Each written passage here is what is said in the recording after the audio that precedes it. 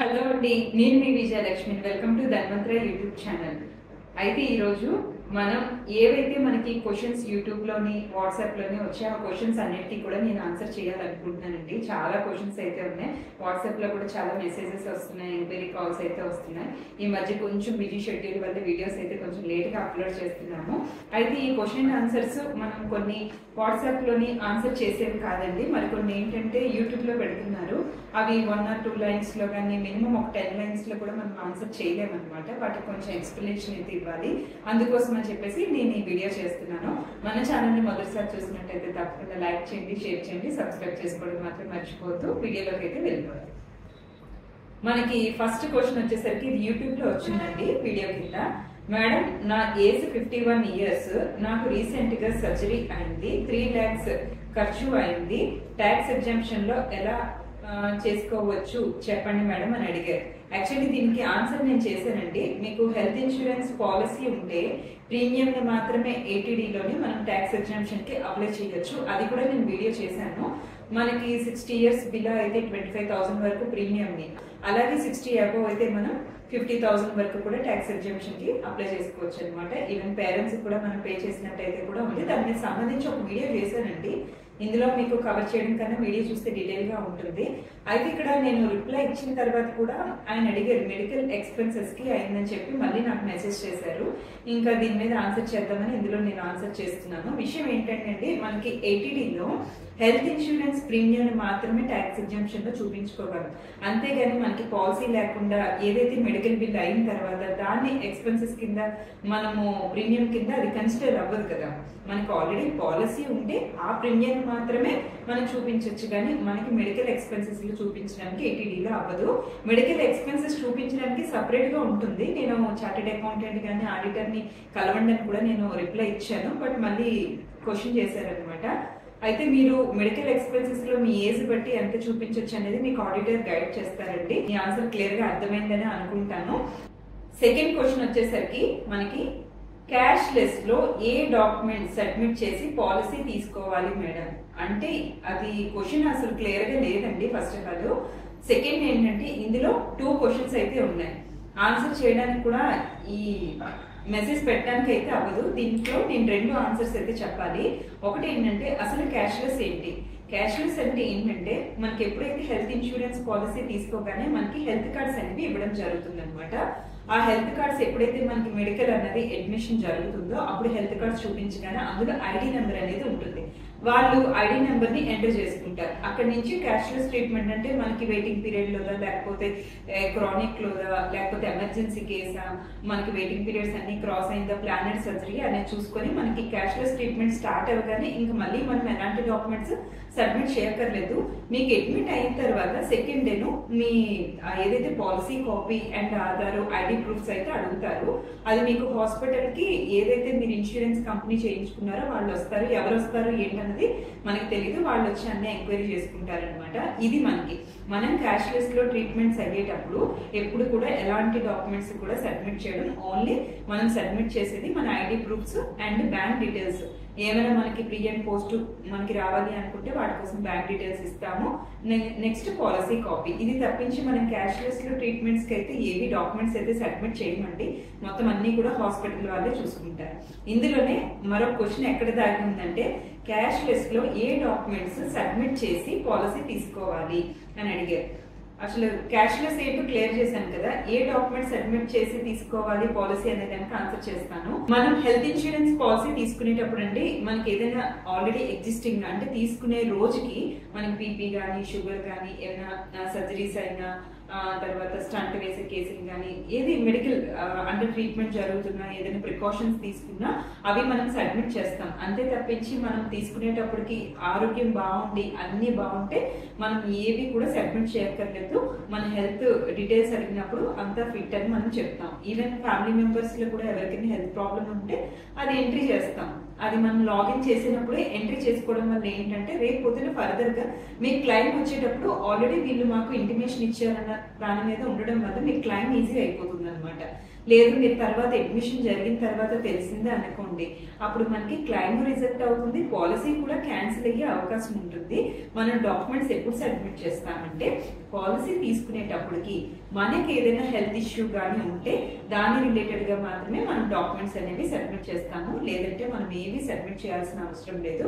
Tablets ఏదైనా తీసుకున్నా అవి కూడా మనం ఫోటో తీసి మనం అప్లోడ్ చేసేటప్పుడే ఫైల్ ఒక PDF చేసి పంపించేస్తామండి.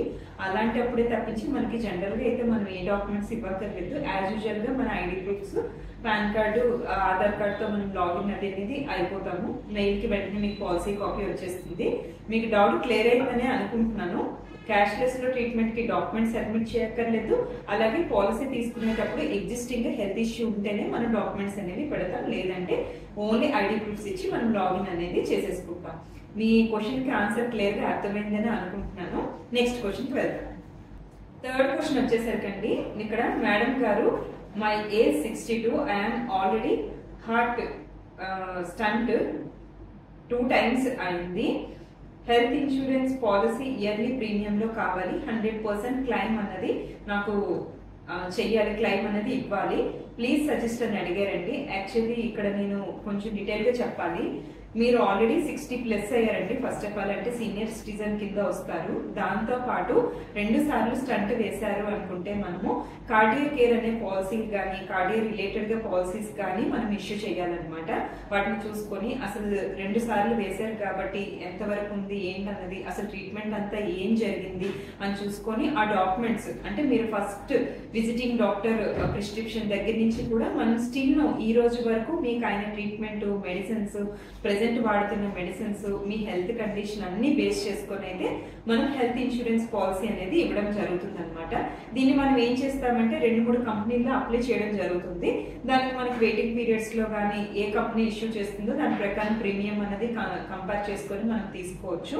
ఇది అంత ఈజీగా అంత త్వరగా కంప్లీట్ అయ్యేది కాదండి. మరొక విషయం ఏంటంటే దీనికి వెయిటింగ్ పీరియడ్ కూడా ఉంటుంది అనమాట. అంటే మీరు ఆల్రెడీ అప్పటికి హెల్త్ కంప్లైంట్ ఉంది కదా. మీకు ఎగ్జాంపుల్ చెప్పాలంటే ఇన్సూరెన్స్ అంటేనే ఫస్ట్ అంతా బాగున్నప్పుడే, ఇప్పుడు మనం వెహికల్ ఇన్సూరెన్స్ ఎలా తీసుకుంటాం, అంతా బాగున్నప్పుడే తీసుకుంటాం. అది మనకి కష్టకాలంలో క్లైమ్ అనేది ఇవ్వడం జరుగుతుంది. అలాగే టర్మ్ ఇన్సూరెన్స్ కూడా అంతే, బాగున్నప్పుడు మనం తీసుకుంటాం, మనకి ఏదైనా జరిగినప్పుడు మనకి క్లైమ్ అనేది ఇవ్వడం జరుగుతుంది. అలాగే హెల్త్ ఇన్సూరెన్స్ కూడా అంతే, మనకి హెల్త్ ప్రాబ్లం వచ్చిన తర్వాత తీసుకుంటే దానికి చాలా పారామీటర్స్ లో ఆలోచిస్తారండి ఇక్కడ కంపెనీ. ఎందుకంటే మీరు ఆరోగ్యంగా ఉన్నది తీసుకుంటే ఇవన్నీ కూడా మీకు హెల్త్ ఇన్సూరెన్స్ లోనే కవర్ అయిపోతాయి. ట్రీట్మెంట్ తీసుకున్న తర్వాత మన దగ్గరికి వచ్చారు కాబట్టి, ఒకప్పుడైతే అసలు పాలసీని ఇష్యూ చేసేవారు కాదు, ఇప్పుడు పాలసీని అయితే ఇష్యూ చేస్తున్నారు. ఈవెన్ క్యాన్సర్ వాళ్ళకు కూడా మన పాలసీ ఇవ్వడం జరుగుతుంది. బట్ దీంట్లో అయితే మటుకు చాలా మెడికల్ అండర్ ప్రాసెస్ జరుగుతుంది అనమాట.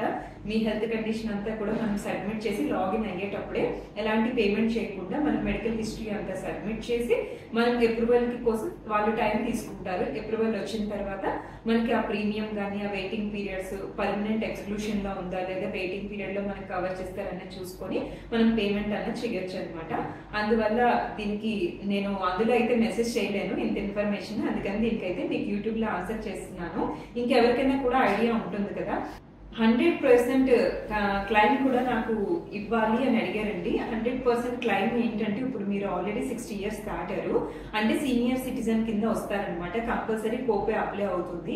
ఆల్రెడీ నేను కోపే మీద కూడా నేను వీడియో చేశాను. అంటే ఏంటంటే 60+ తర్వాత పాలసీ తీసుకుంటే 10%, 20%, 30% మనం పే చేసుకోవాలంటే ₹1,00,000 బిల్ అయితే 10% అయితే 10,000 మనమే పే చేసుకోవాలన్నమాట. ఆల్రెడీ మీకు 62 ఉంది, కోపే కూడా అప్లై అవుతుంది అనమాట. ఇప్పుడు ఈ రీసెంట్ గా కోపే లేని ఫీచర్స్ ఉన్న పాలసీలు కూడా వస్తున్నాయి. బట్ దానికి మనం ఎలిజిబిలిటీ లేదా అన్నది చూసుకోవాలన్నమాట. ఇలా చాలా పారామీటర్స్ ఉంటాయండి. మనం సింగిల్ గా దీన్ని మనం ఏం చెప్పలేము. మనం లాగిన్ అయ్యేటప్పుడు ఇవన్నీ సబ్మిట్ చేస్తాము. వాళ్ళు అండర్ ప్రాసెస్ తర్వాత మనకి మెయిల్ పంపిస్తారనమాట. ఏంటి అసలు ఈ వెయిటింగ్ పీరియడ్స్ ఇస్తున్నారా, ఎలా ఇస్తున్నారా అన్న దాని ప్రకారము మనము దీన్ని ఇష్యూ చేయగలం, పాలసీ ఇవ్వగలమా లేదా అన్నది చెప్పగలం. కానీ ఇలా అయితే మనం చెప్పలేము. ఇంకా క్లైమ్ విషయం వచ్చేసరికి 60+ కాబట్టి మీకు కంపల్సరీ మినిమం 10% నుంచి కోపే ఉంటుంది. ఒకవేళ కోపే లేకుండా ఎవరైనా ఇస్తారన్నా ఒకసారి ఆ ప్లాన్ లో మీరు ఏదైతే ఎక్స్పెక్ట్ చేస్తున్నారో అది కవర్ అవుతుందా లేదా అన్నది మీరు 1-2 సార్లు ఆలోచించండి. మనం పాలసీ చేసేటప్పుడు అడ్వైజర్ కొంతమంది ఏంటంటే పూర్తిగా అవగాహన లేకుండా కూడా చెప్పే అవకాశం ఉంటుంది. ఒకసారి వెరిఫై చేసుకొని మీరు ఎవరి దగ్గర తీసుకున్నా ఆలోచించి తీసుకోండి. Thank you. నెక్స్ట్ క్వశ్చన్ వచ్చేసరికి అండి 4th one, health insurance policy ఏ కంపెనీలో తీసుకోవాలి, ఏ కంపెనీలో ఏ పాలసీ తీసుకోవాలి అని అడుగుతున్నారు. ఈ క్వశ్చన్ అయితే వచ్చేసరికి యూట్యూబ్ లో కన్నా వాట్సాప్ లో మాకు చాలా ఎక్కువ మంది అడిగారండి. ఇది ఏ కంపెనీ మంచిది, ఏ పాలసీ తీసుకోవాలని. ఒకటి చెప్తున్నానండి, హెల్త్ ఇన్సూరెన్స్ కంపెనీలు అన్నీ మంచివే, అది మటుకు గుర్తుపెట్టుకోండి. అన్ని ప్లాన్స్ మంచివే. కాకపోతే ఏంటంటే ఇన్ని కంపెనీలు ఎందుకు, ఇన్ని ప్లాన్స్ ఎందుకు, అసలు ఇన్ని అవసరం ఏంటని డౌట్ రావచ్చు. ఒకటి ఏంటంటే ఒక ఫ్యామిలీలో ఉన్న 4 మెంబర్స్ తీసుకున్నట్టయితే ఒకరి ఇష్టాలు ఒకరివి వేరుగా ఉంటాయండి. ఏ ఒక్కరివి మ్యాచ్ కావు. అలాగే కిడ్స్ ఉంటారు. ఒకే తల్లి పిల్లలైనా ఒకరి అభిప్రాయాలు అవ్వచ్చు, ఒకరి తిండి విషయంలో అవ్వచ్చు, అలవాట్లు అవ్వచ్చు, ఇష్టాలు అవ్వచ్చు. అలాగే వేరువేరుగా ఎలా ఉంటాయో అలాగే హెల్త్ ఇష్యూస్ కూడా ఫ్యామిలీ ఒకటే అయినప్పటికీ, ఒక తల్లి పిల్లలు అయినప్పటికీ కూడా ఎలా అయితే వేరుగా ఉంటాయో, మనం వాళ్ళకి తగ్గట్టుగా ఎలా అయితే ఇంట్లో చూసుకోవడం కానీ, ఇప్పుడు చూడండి ఇంట్లో దానికి అది పడదు, దీనికి ఇది పడదు, దీనికి ఇది ఇష్టము, అలా ఎలా అయితే ఉంటాయో అలాగే ఇన్ని కుటుంబాలకి హెల్త్ ఇన్సూరెన్స్ ని కవర్ చేయాలి. కాబట్టి different conditions, different health issues ని బేస్ చేసుకొని మనకి ఇన్ని ప్లాన్స్ డిజైన్ చేయడం జరిగింది. ఎప్పుడైతే అడ్వైజర్ అనే వాళ్ళు ఇవన్నీ స్టడీ చేస్తారు, ఇవన్నీ స్టడీ చేసి ఒకసారి ఒక కస్టమర్ మా దగ్గరికి వచ్చినా లేకపోతే మనం వెళ్ళినా సరే కూడా మీ ప్రాబ్లం ఏంటి, అసలు ప్రాబ్లమ్స్ ఏంటి ఉన్నాయి, అసలు దేని రిలేటెడ్ గా మీరు తీసుకోవాలనుకుంటున్నారా. ఎగ్జాంపుల్, ఒక అబ్బాయికి అమ్మాయికి లేదా జాబ్ వచ్చింది అనుకుందాం అనుకోండి, వాళ్ళకి ఇచ్చే ప్లాన్ ఒకటి ఉంటుంది. అలాగే కొత్తగా పెళ్ళైంది అనుకోండి, వాళ్ళకి ఇచ్చే ప్లాన్ మెయిన్గా ఏంటి, మెటర్నిటీ కవర్ చేస్తాం, దానికి తగ్గ ప్లాన్ ఇవ్వడం జరుగుతుంది.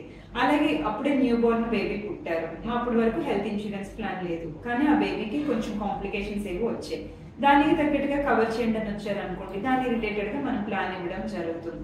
అలాగే పిల్లలు కంప్లీట్ అయిపోయారు, ఫ్యామిలీ ప్లానింగ్ అయిపోయింది, బట్ ఫ్యామిలీ 4 మెంబర్స్ అంతా బాగున్నారు, ఇన్ ఫ్యూచర్ లో ఏదైనా కాంప్లికేషన్ వస్తే మేమంతా హెల్తీగా ఉన్నాం, బట్ ఫ్యూచర్ లో అనుకోకుండా కోవిడ్ లాంటివి కానీ ఏమైనా వచ్చినప్పుడు మనం ఏదైనా మెడికల్ కవర్ చేసుకోవడానికి తీసుకుంటే దానికి తగ్గట్టుగా ఒక బేస్ ప్లాన్ ఉంటుంది అనమాట. ఫ్యామిలీ రిలేటెడ్ గా ఎలాంటి హెల్త్ ఇష్యూ లేకపోతే దానికి తగ్గ ప్లాన్ ఇస్తాం, అంతేగాని అలాగే ఇంకొకటి పేరెంట్స్ కి రిలేటెడ్ గా ఏమైనా ఇవ్వాలనుకుంటే ఇస్తాము. సీనియర్ సిటిజన్ తగ్గట్టుగా 60 దాటిన తర్వాత మన దగ్గరికి వస్తే అప్పుడు ఇవ్వడం జరుగుతుంది. అసలు ఈ ప్లాన్ మంచిది, ఈ ప్లాన్ చెడ్డదని ఏమి ఉండదండి. ఈ కంపెనీ మంచిది, ఈ కంపెనీ మంచిది కాదని ఏమి ఉండదు. బట్ ఇన్ని ప్లాన్స్ ఎందుకు అంటే మనకి చెప్పాను కదా, ఈ డిఫరెంట్ పారామీటర్స్ లో చూసుకొని మనకి ఎప్పుడైతే కస్టమర్ కి మనం రాగానే వాళ్ళ ఏజ్ బ్యాండ్ చూసుకుంటాము, వాళ్ళ రిక్వైర్మెంట్ చూసుకుంటాము, వాళ్ళ అవసరాలను గుర్తించి వాళ్ళు దేనికోసం తీసుకుంటారనేది చూసుకొని అప్పుడు మనం ప్లాన్ అనేది ఇవ్వడం జరుగుతుంది. సరే, ప్లాన్ విషయంకి వస్తే క్లారిటీ వచ్చింది కదా. కంపెనీలు, అసలు ఎన్ని కంపెనీలు ఎందుకండి? కొన్ని కంపెనీస్ లో ఏంటంటే అండి వెయిటింగ్ పీరియడ్స్, అంటే ప్రీ ఎగ్జిస్టింగ్ ఆల్రెడీ మీరు పాలసీ తీసుకునేటప్పటికి ఏమైనా హెల్త్ ఇష్యూస్ ఉన్నాయనుకోండి, వాటిని త్వరగా కవర్ చేయాలి అనుకుంటే కంపెనీస్ అప్పుడు చూస్ చేసుకుంటా. అది డిపెండ్స్ ఆన్ కస్టమర్ మీద ఆధారపడి ఉంటుంది. కొంతమంది కస్టమర్స్ ఏమంటారు, మాకు రీసెంట్ గా డయాబెటీస్ స్టార్ట్ అయిందండి, రీసెంట్ గా హైపర్ టెన్షన్ స్టార్ట్ అయింది, అందువల్ల ఏంటంటే మాకు ఇప్పటి వరకు హెల్తీగానే ఉన్నాం, మాకు waiting periods 3 years 4 years 2 years ఇలా క్రాస్ అయిన తర్వాత కవర్ అయితే సరిపోతుంది అంటే మనం తక్కువ ప్రీమియం ఉండి ఒక మంచి బేస్ ప్లాన్ ని ఇచ్చిస్తాం. అలా కాదు, కొంతమంది ఆల్రెడీ 10 years నుంచి సఫర్ అవుతున్నాము, 15 years నుంచి సఫర్ అవుతున్నాము అనేవాళ్ళు ఇంక ఎర్లీగా కవర్ అయిపోవాలి, మాకు 31st day నుంచే కవర్ అవ్వాలి లేదా 1 year నుంచే కవర్ అవ్వాలి అనుకుంటే వాళ్ళకి తగ్గట్టుగా ఆ కంపెనీలో లేదనుకోండి వేరే కంపెనీకి వెళ్ళి అక్కడ వాళ్ళకి సూట్ అయ్యి ప్లాన్ ఇస్తాము. ఇది గుర్తుపెట్టుకోండి. హెల్త్ ఇన్సూరెన్స్ నెక్స్ట్ మంచిది చెడ్డది అని ఏమి ఉండదు, ఈ ప్లాన్ మంచిది ఈ ప్లాన్ చెడ్డది అని ఏమి ఉండదు. ఇన్ని ప్లాన్స్ ఉండడానికి చాలా పారామీటర్స్ లో డిజైన్ చేస్తారండి. మనం చూసే 4-5 కుటుంబాల్లో డిఫరెంట్ హెల్త్ ఇష్యూస్ చూస్తాం, అలాంటిది కొన్ని లక్షల కోట్ల కుటుంబాలను బేస్ చేసుకొని కంపెనీ డిజైన్ చేయడం జరుగుతుంది. ఇవన్నీ కూడా అడ్వైజర్ మాత్రమే స్టడీ చేయగలరు, ఎందుకంటే వీళ్ళు ఎన్నో క్లాసెస్ అటెండ్ అయ్యి ఎంతో నాలెడ్జ్ గెయిన్ చేస్తారు. మీ వరకు మీకు ఏది అవసరం అనేది మీ ముందు పెట్టడం జరుగుతుంది. అందువల్ల మీరు కంపెనీ గురించి చాలా సార్లు అడిగారనమాట ఈ విషయం, అందుకని స్పెసిఫిక్ గా మేమైతే ఈ కంపెనీ మంచిది చెడ్డది అని అయితే ఆన్సర్ చేయలేమండి. మా దృష్టిలో అన్ని మంచివే. మనం తీసుకునే ప్రాబ్లమ్ కి కరెక్ట్ గా ప్లాన్ సూట్ అయిందా లేదా, మన క్లైమ్ వచ్చిందా లేదా అని చూసుకుంటే ఆ కంపెనీ మంచిది. మీరు ఏదైనా హైడ్ చేసినా, మీ అడ్వైజర్ ప్రాపర్ గైడెన్స్ ఇవ్వకపోయినా ఆ కంపెనీ చెడ్డది అన్నట్టుగా ఉంటుంది. అందువల్ల కంపెనీ గురించి అయితే టెన్షన్ పడద్దు. ఎవరైనా ఏదైనా కంపెనీ పలానా అనుకుంటే దానికి తగ్గ ప్లాన్ అయితే తీసుకోండి.